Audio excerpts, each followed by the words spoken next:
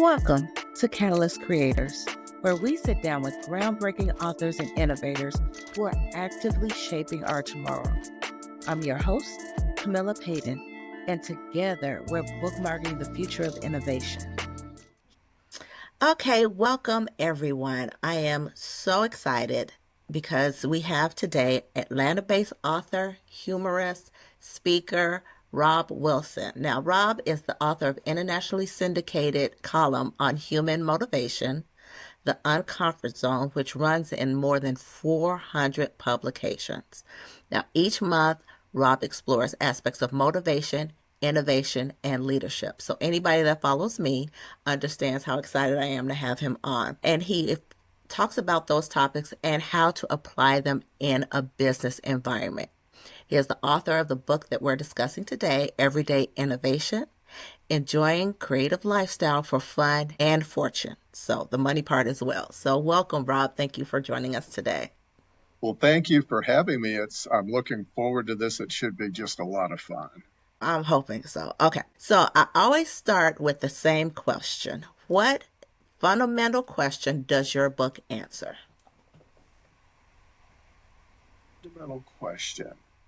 It's the fundamental question it answers how to expand your creative ability is the primary purpose of the book. And a lot of that has to do with your perspective Right. and having the ability to see things in different ways. That is true. And you mentioned in your book that being creative is a skill. And I don't think a lot of people see it as a skill. I think a lot of people think that people are born creative, like you're born to be an actress or you're born to be, a writer or, that mindset of being innovation is something that you're born with, or being innovative is something that you're born with. But you subscribe to a different theory. Do you want to talk a bit more about that? Well, everybody is born creative, and that's a fact. We are born to create, to come up with better ways of doing things. It's just in our nature to do so. And what's happened though is that as we grow up, we go through the socialization process, especially going through school. Yes. Creativity is suppressed. Hmm. The creative child in a classroom is disrupted. And when a teacher has got 30 kids in a classroom and she's got an agenda that she's got to teach 30 kids how to do this, that, or the other, the kid that's trying to express his creativity is going to get shut down.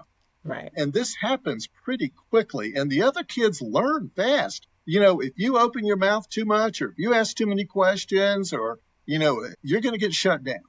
And so the problem is this happens more and more and more as we age. And by the time we reach adulthood, most people don't believe they have any creative ability. And they believe, like you said, that it's a gift that just some people are born with.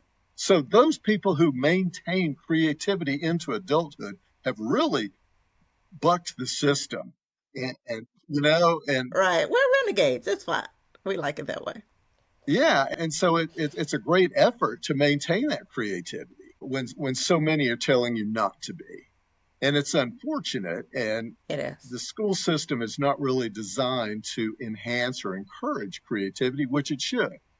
People can really find where their best talents are, their best abilities, what they should really go into in life when their mind has been allowed to freely wander. I personally encourage people to homeschool their kids and don't put them in schools. And there's this concept known as unschooling, Mm. which is the only school that's even similar to it are the Montessori schools, where they let the kid Right. kind of wander around, find something he's interested in, and start putting his time and effort into that. Now, the unschooling method is you get your kid to, pursue his interests and then show him how reading and math and science might enhance that and get them interested in those topics through their primary interest, whatever that may be. Say it's photography, or say it's painting, or say it's rock collecting. All of these things, you can bring in those other subjects to enable the child to expand their mind in so many ways. We would be so much smarter as a species if we were doing this. We've unfortunately That's dumbed ourselves down through the schooling process. I'll keep my and mouth shut after that. I'm gonna piss so I somebody was like, off. there's a soapbox coming. There's a soapbox. Yeah, But I I will mean, it is. make somebody mad. But it's fine because it's. I mean, one of the things that growing up I had the opportunity to do. My mother was very cognizant about, and of course I didn't like it at all because once I was done with school, I was supposed to be done. The school bell rang, everything was done. I'm at home, I'm doing homework, that's it. But making sure she used to have books like The Big Book of Why. And it was just this big book that answered all these questions and just sort of got your curiosity flowing about all these things that are happening in the world. And you don't even realize how fortunate some of those lessons were at the time. I was just like, oh, this is something else I have to do. But that big book of why, that constantly asking why this is happening, what is the meaning behind this, and keeping those curiosity muscles flexed, I guess you'd say, was actually very beneficial. Well, I'm glad you mentioned curiosity. It's such a key component of being creative. You Right. know, you find something that you're curious about and you pursue it. And that's kind of one of the beginning steps of creativity, of innovation. I Oh, like to absolutely. I tell a story in the book about this guy. His name is Tom Blakely. Hmm. And back in the 19, he was the premier surfer, maybe in the world, but he was, hotshot surfer. But back in the 1930s, everybody surfed on Hawaiian longboards, and I remember the story, they were yeah. just long and flat on both sides, and you were limited what you could do with it. You could get up on it, you could stand up, and you could ride the waves straight in. Not like you see these guys riding the waves today. This is what Tom Blakely did. Now he's thinking, God, I wish I could maneuver this thing, but every time I try to turn it, I wipe out. And then one day he's just wandering along the beach and he sees this wrecked motorboat. And he wanders over to look at it and he notices there's a keel on the bottom, a small metal keel. And so, it's a rotting wooden boat. So he's able to pry this off with his hand, takes it home, and nails it to the bottom of his surfboard just to see what will happen. He's curious. I wonder what will happen if I put a Curious. keel on the bottom of my surfboard. He gets out there on his big longboard. He's able to turn and maneuver, and all these other surfers go, how are you doing that? What kind of magic is this? And that day, he invented the surfboard fin and revolutionized surfing and completely changed it forever. And I love that question. I wonder what would happen if. Yeah. I don't think Yes. we ask that question often enough. Oh, yeah. And I've been in rooms with people that are like, "Oh no, we're very creative, we're very innovative here. We're just going to do things the way we've always done them." Well, Mm-hmm. that's not the same thing. That doesn't quite equate. The question you should be asking is, "I wonder what would happen if." Yeah. Let's And try it another that is way. such an amazing question. And a variation of that question I use to Mhm. teach kids how to create stories. I say, ask what if questions in order to build a story. Start out with, what if you woke up this morning and there was a lion cub sleeping at the foot of your bed? They get all excited when you ask them that. Yeah, yeah. Well, what would you do? Would your mother let you keep it? What if? And you just keep building and asking journalist questions, and before you Hmm. know it, you've got a story. How did it get there? What, what's going on? Who, what, when, where, why, and how. Right. And you You build a mentioned that in the story book. just like that. But you Right. start with the what if. What if everything you touch turned to chocolate? What if you And I think accidentally touch your best friend? it is. I mean, the craziest thing is we've become such a society that's afraid. There's a fear. And it's, if you go to the story of, what's that, Microsoft, and they talk about, how they were a know-it-all society because everybody was smart, so everybody was trying to compete with everyone else, and it actually kept them from growing because everyone was afraid to fail and everyone was pulling everybody down and dismissing ideas, and it was all competitive, and they switched from a know-it-all to a learn-it-all. So they were constantly in that mindset of the curiosity. And you see companies that are able to adopt that learn it all. We're giving you space in order to think and to learn and evolve because that benefits us as a company. And very few companies do that. There are a handful of companies that Yeah. give their people time to take off and just spend in creative thought. And Toyota is one that encourages their Hmm. people submit ideas all the time. Other companies like I think Amazon, or yeah, I'm not sure which company now, but that gives their people a certain percentage of their week that they're allowed to just spend in creative thought. Right. I know 3M does And it. Definitely does as yeah, well. but several companies do, and it's Hmm. behooved them to do it. It's enabled Yes. them to, stay competitive. And then you look at the story of Kodak, which is kind of surprising and it's Yeah. unfortunate. And I don't know, how viable Kodak is today, but at one point in time they were, this huge company that was providing uh, cameras, Hmm. Right. film processing chemicals, and film paper. That was their primary business. But their R&D department invented the first digital camera back in the early 1970s. And the R&D takes this to management and says, hey, look what we've invented. And they're going, what? That competes with our primary business. We are not taking that to market. And 8 years later, Sony comes out with the first digital camera. And look, Sony continues to grow. And Kodak is, if it's still alive as a company, has struggled ever since. And it's just Right. It's amazing to me that fear, as you mentioned before, right. that fear prevented them from allowing their company to move in that new direction. And that's kind of a classic example of creative destruction. Creative destruction is where a new invention obliterates the existing ones that people are using.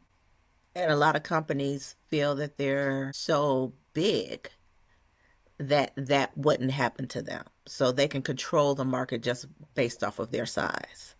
And in And many ways, they can. They use the right. government to create regulations that Mm, they can afford to deal with because they're so big and wealthy. And startups can't afford to, don't have the right. money for all the regulations and hoops they have to jump through in order to get a business started. And that's unfortunate too, because That is. it really keeps us from moving forward as a society. Let's have wide open competition. If you can't handle it, you deserve to go out of business. But go ahead. But if you've got to cheat and use the government to help you stay afloat, even when your concept is no longer the best one, there's something wrong with that. That's kind of evil. Yeah, and you see other ways that, like you say, you do have the startups and the disruptors, and sometimes it is very hard for them to get any traction whatsoever because the Goliaths, if you will, are using Yeah. whatever manner that they can in order to stop progress. And progress is going to happen. It's just like, is it going to happen here? Is it going to happen there? You can't like shut it down completely, but you can definitely slow it down. Yeah, they do that. And Yeah. it is like a steamroller. It's eventually going to work its way through. Now, Right. I like you brought up the concept of fear, and Hmm. that is one of the things that I believe that expanding your creativity helps people get over their fears. Right. Because the more you learn to question things, it means the more you learn to understand it. If there's something you're afraid of, that's when you should really be asking questions. It's like if you're afraid of snakes, I like to use this as an example. A lot of people are afraid of snakes. Not my Only favorite, some, but keep going. huh? I said it's not my favorite, but keep going. Yes. But here's the thing: there's only certain snakes that are really dangerous, and they're only dangerous in certain conditions. I mean, who's that guy down in Australia who would pick up the world's most poisonous snakes? That's because he understood Right. snakes. He learned everything there is to learn about snakes, and he learned how to pick them up in such a way they couldn't bite him. Hmm. And so if you learn, if you're afraid of snakes, learn what the dangerous ones look like if they're in your area. And then when you know to recognize them, if you know what their habits are, you know how to watch out for them. And then if you actually come across one, are they actually going to attack you for no reason? Most don't. They usually just want to be left alone. So, when knowledge is power, It and is. questioning things gives you power, and questioning authority opens up creative channels of thought. it opens up, hey, how could we do this different or better? Yeah. Because there's always a solution, and I've been fortunate enough to work on like process improvement teams and things like that, and just talking to people as to their why that they want to keep things the same. And a lot does go back to that fear of, as long as I'm the one who knows how to do it and how to Mhm. execute, then I don't have to worry about job security. The minute I Right. open it up to new thoughts, new ideas, new people, new input, then that means I'm less valuable. And so, it's really unfortunate. And the ability to understand, like you said, that it is a skill, that is something everyone can develop. Because right now, change is happening so quickly. Like the pace of change just keeps increasing. It really And does. right. And you're looking at it like, you could there's no comfort anymore. I don't want to be the bearer of bad news, but the level of comfort no longer really exists because the pace of change is just with the innovations in technology and processing and everything, it's just the pace of change is speeding up. Well, that's why I say the more you expand your creativity, the less Hmm. you fear the change, the more you're willing to accept it or expand with it, change with the changes going on around you. And that's really to me, it's one of the best benefits of becoming more creative, living the creative lifestyle, learning to think like an innovator. Innovators are always just looking for, you know, new connections, new Right. patterns. They're always questioning things. And if we all did that, it's amazing how much that can open up in your life for you and expand, you know, everything in your life and make it, not just more adventurous, but creative people live longer, they're healthier, they're wealthier, they live longer, they have better sex lives, and they're less likely to suffer from dementia as they get old. I mean, who wouldn't want to be more creative? I mean, just based on that one statement right there. It's like the benefits. Do you see the upside? Do you Uh see huh. the upside? And I think a lot of times creativity gets a bad rap. It gets a bad rap, and people don't see the tangible effects of creativity. Like you said, there, look at all the upsides. And even the title of your book, when you talk about fun and fortune, most Hmm. people think of creativity from the fun perspective. Uh Do you huh. want to talk a little bit deeper about the fortune? I mean, the actual tangible benefits that people get from developing this creative mindset skill? Well, it just enables you to recognize opportunities you wouldn't have noticed before. When you start to think more like an innovator, when you start to, always, practice some of the lifestyle of a creative thinker, you recognize opportunities, and a lot of those are financial opportunities, Yeah. opportunities to start a new business. You know, I tell the story of this guy, um, Elmo. What was Elmo's last name? It doesn't matter. Okay, so this guy, he's big guy, 6'3", 300 something pounds, big boy. Okay, he gets married in Las Vegas, and he's going to have this great honeymoon there. Mm-hmm. And first day, he loses his sunglasses, and so he goes, no problem, I'll just go buy another pair. But because he's so big, everywhere he goes, he can't find a pair that fits his fat head. And that's his words. I couldn't find a pair of glasses to fit my fat head. And so he's really frustrated by this. And so he goes, you know what? This is never going to happen to me again. I'm going to have some sunglasses custom made to fit my fat head, and I'm going to have several pair made. So I got backups, and this is never going to happen to me again. I'm done with not being able to have sunglasses when I need them. And so when he gets home from his honeymoon, he starts doing his research, and then he realizes, it dawns on him, I can't be the only one with this problem. So there's no way I'm the only one in this big world that we live in with this issue. And so as he does his research to have glasses made for himself, he goes, I'm gonna start a company. And he starts a company, calls it Fatheads Sunglasses. Fat, Fatheadz. Fatheads with a Z. And it's so successful that he goes into everyday eyewear for people, that wear, regular glasses. And then that just took off.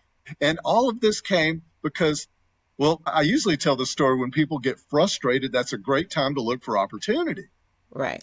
There's a businessman that was extremely successful. He started dozens of businesses. I don't know dozens, but quite a few. Probably the only one you've ever heard of is Staples office supply stores. Yes. Have heard of Staples, correct. Now the guy who started this company, he once said, I get my best ideas for starting a new business from having been frustrated as a customer. Mm-hmm. Well, he started Staples because he couldn't find some type of paper product on the weekend. He said, well, I can't, I'll fix this. I'll start my own store. And he started a shoe store for kids. He started a dry cleaners. He started several different businesses, all because he was frustrated and he knew he could do it better. And that's what I say to people. I said, where have you been frustrated as a customer? Can you do it better? You probably can't. Maybe there's a business idea lurking around in the back of your mind right now. And then I tell people that are already in business, where is your competition frustrating their customers? If you can find that out, you can take those customers away. And then the final question I ask them, where are you frustrating your customers? Mm-hmm. Because if you need to fix that. And the easy thing to do is ask your customers. They'll tell you what you're doing wrong if you ask.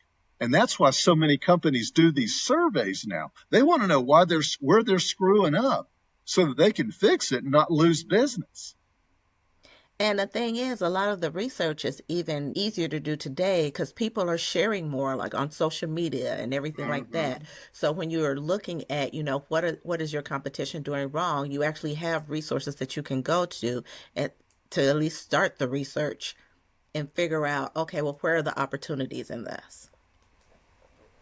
But opportunities are everywhere. I ask people, I said, is there something that you really hate to do? Is there something you have to do, like a task at work or a task at home that you absolutely hate to do?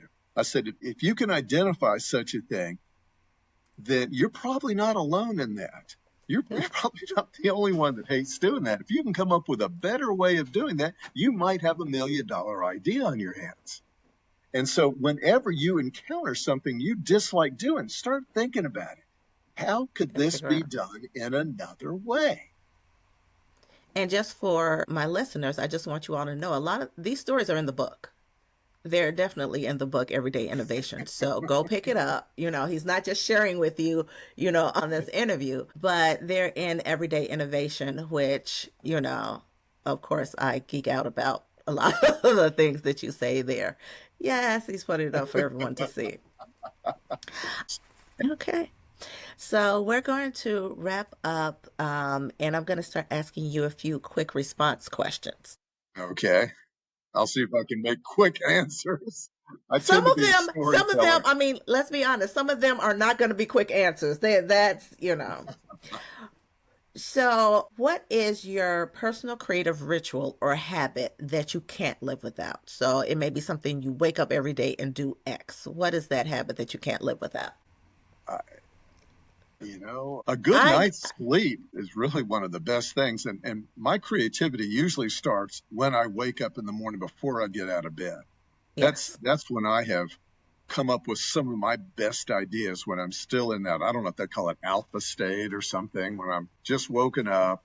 I'm still kind of, real groggy. relaxed. And, and if I've got some time, I wake up early enough and I say, okay, well, I'm not going to fall asleep now. My alarm's going off in 30 minutes.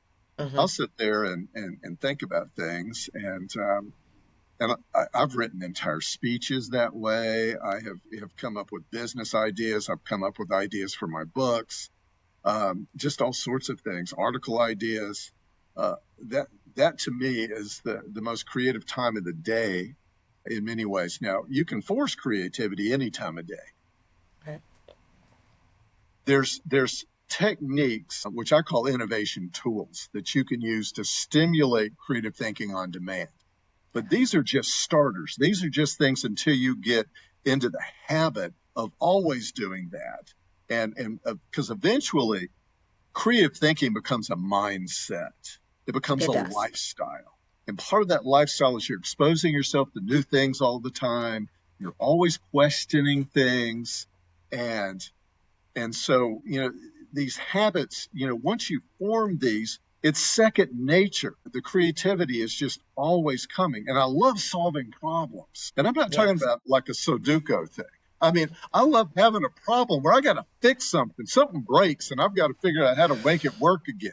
I mean, sometimes that's just, I get a lot of joy out of that for some reason. Like my It is. And that's what, it's like, I know, especially when I mean, one of the things that you talked about in your book is having that confidence, that mindset to know that you can get a solution and, being within that space. And especially when it's like, I know that this could be done differently. I know it can. I just have to figure out what the connection is. And that's one of the benefits. You develop that Yeah. confidence. And when you do, you don't worry about things as much because you know you can solve it. Right. And that's one of the things this book that I've written is almost more about the psychology of creative thinking and all the psychological benefits that you gain from it. You develop more courage, you develop more confidence, you develop more self-esteem, more Right. self-love, all these important things that you're getting. And it's all from opening your mind to creativity and living this creative lifestyle. And it's, I can't express enough how important this is. It'll change your life. It will. I know that sounds pretty cocky to say my book will change your life, but it will. If you read it and you apply these things, you're gonna live happier and healthier and more confident. And I want, this is my gift to everybody. I had to write this book. It was 30 years of developing the material and it took me 10 years to write it. I started writing this book in 2015. Now, I didn't write it constantly. Okay. Well, I would have some concerns if every day, like, Now, and it would be a lot longer. It would be a lot longer if you did. and But it go is ahead. pretty long, 75 chapters, 350 pages. It's a long book. But the good thing is the chapters are very Short. short.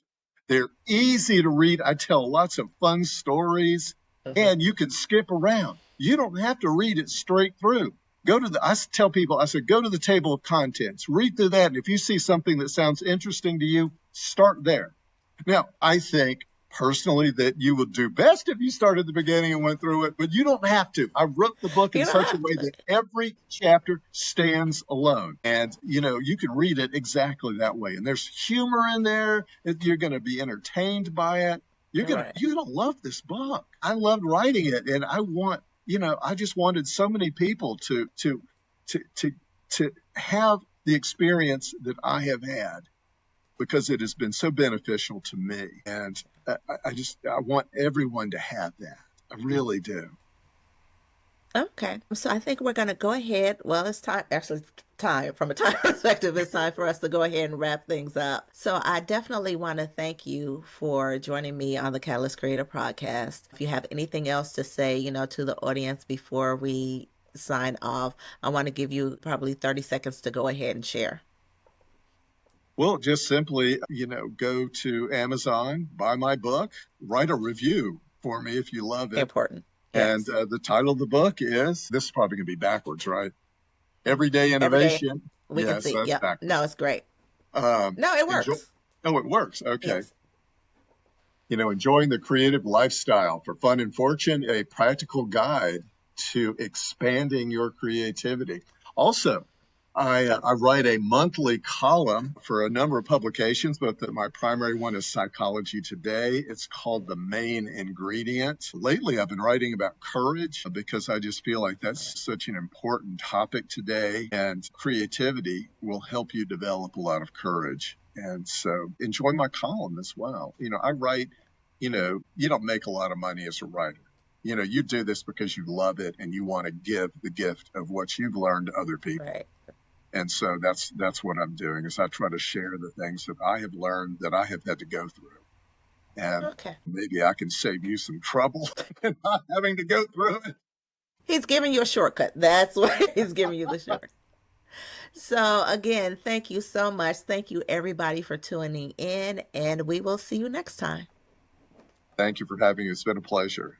It's been a pleasure. You've been listening to Catalyst Creators. Ready to dive deeper into the world of breakthrough innovation? Join our community of forward thinkers at vegaunleashed.com, where innovation meets real world impact.